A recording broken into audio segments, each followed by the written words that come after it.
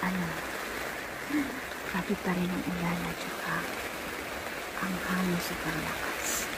So, bumangon ako. Ang oras ay pasado 3:48. Kanina nagising ako tapos tingnan yung mga yan.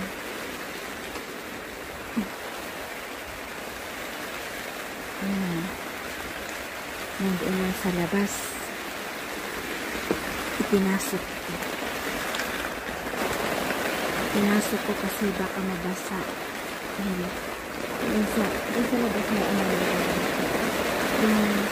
dahil sa hamon nagkaganyan.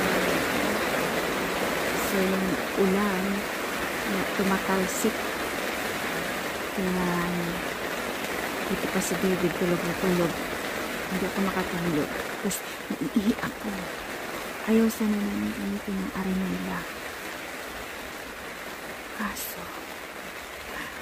pinagas na babasa talaga kami sa yung arenilla sa taratayan.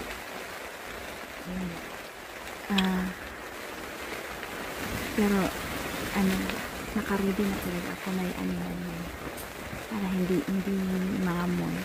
Meron ako nilagay dyan yung para sa toilet. So meron yung si David umihilig pa.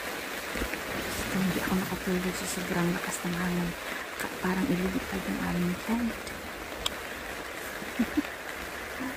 So okay lang basta.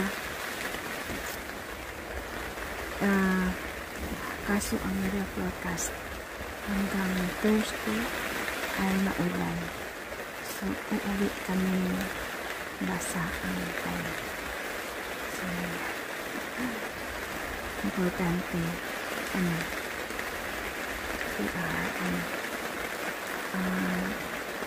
safe. Yun lang naman